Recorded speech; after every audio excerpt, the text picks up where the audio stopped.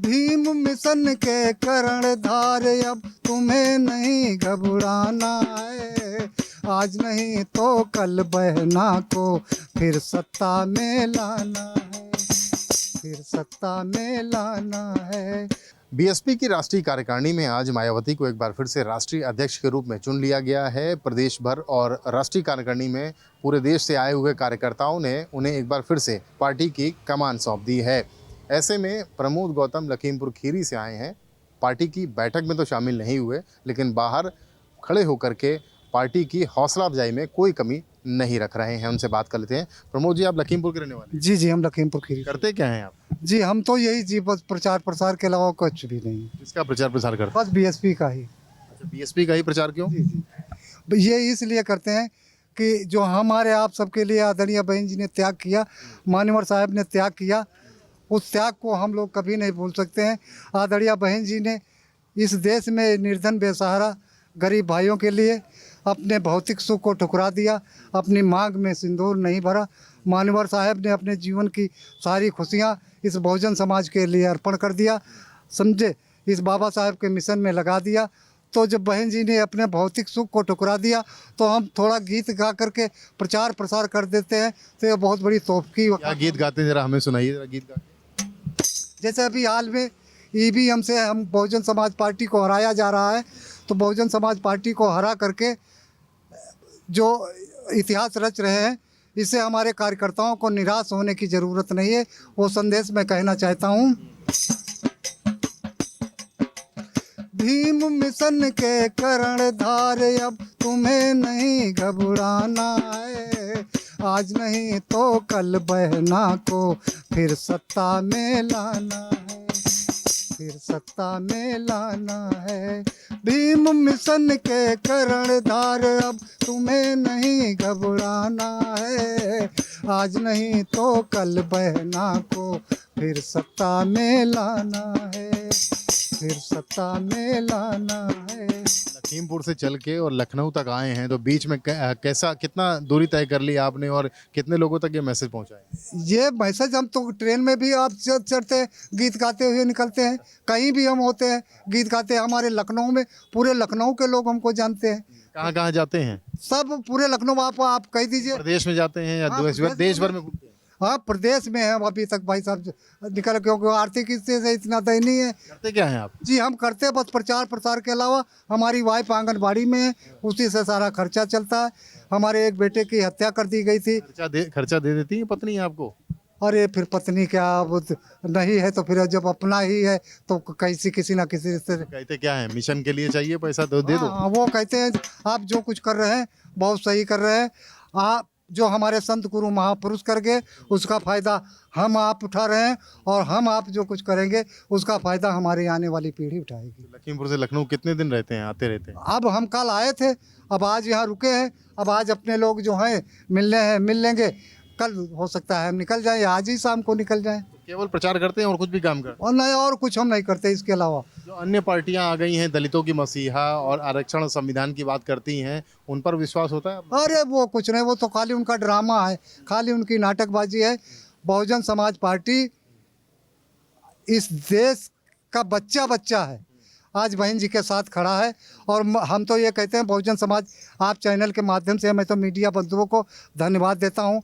कई बार हम चैनलों के माध्यम से चुनाव आयोग को निवेदन किया है और कहा भी है, ईवीएम का विरोध हमारा आज से नहीं है।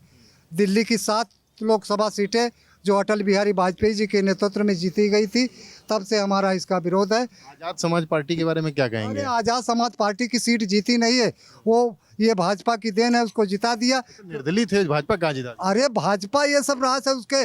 उत्तर प्रदेश के अखिलेश, दिल्ली का केजरीवाल और बिहार का नीतीश, ये भारतीय जनता पार्टी के स्टार प्रचारक हैं, उसकी शाखा है।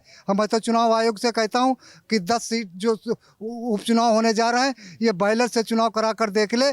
जो बहुजन समाज पार्टी सभी सीटें ना जीत कर दिखा दे, और भारतीय जनता पार्टी के साथ ये अन्य दलों के असली चेहरा सामने आ जाएंगे। आपको लगता नहीं कि अखिलेश यादव ने पीडीए में दलित डी को दलित बनाया और दलितों को अपने साथ ले गए, तो अब कैसे बहन जी अब वापस लेके आए? अरे कहीं नहीं गया, हमने कहा ईवीएम से सिर्फ इतनी सीटें तो जीत गए ना अखिलेश यादव इंडिया गठबंधन। तो इंडिया, वो तो जब ईवी से उसको जिताया जा रहा है, अखिलेश को सब मालूम ईवीएम के बारे में कि हमारी सीटें जीतती नहीं है, जिताई जाती हैं, समझो। इसलिए तो कहते हैं हराई जाती है ईवीएम से। अरे वो तो फिर वो ड्रामा नहीं करके भाजपा का ये कहना है कि हम आपको सत्ता में बनाए रखेंगे और आप जाइए हमारे खिलाफ हल्ला बोलते रहिए। पूरी साजिश क्या बहन जी के लिए हो रही है? सिर्फ बहन जी के लिए। उधर कांग्रेस को गिराने के लिए अखिलेश यादव जी कांग्रेस को घेर लिया, समझे।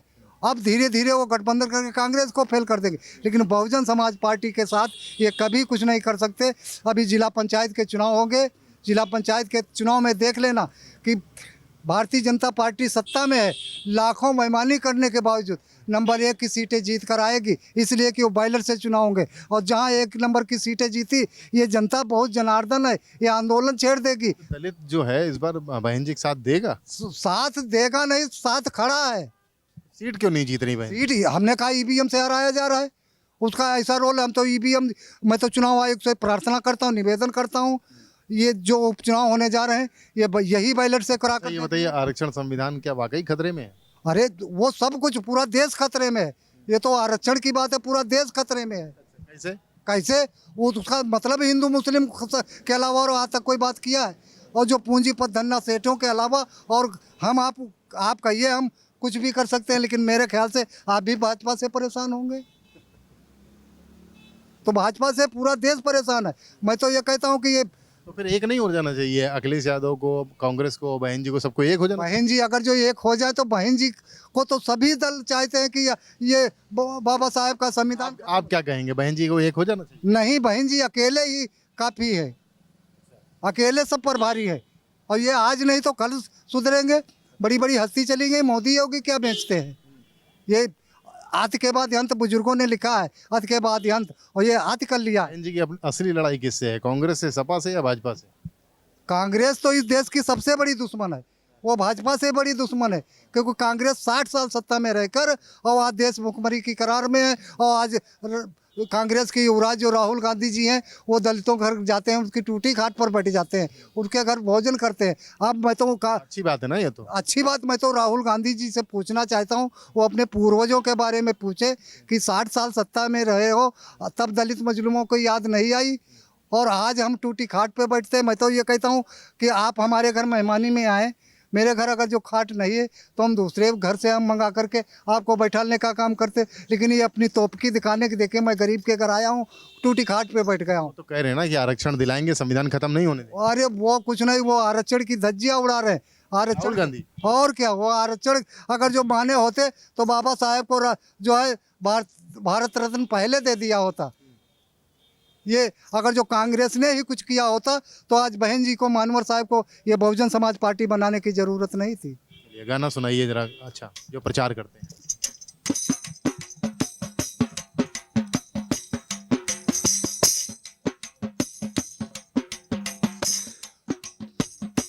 सीएम बहना को बनाओ इस बार, दबाओ बटन हाथी वाला, वो बहुजन बहना से मिलेगा अधिकार, दबाओ बटन हाथी वाला।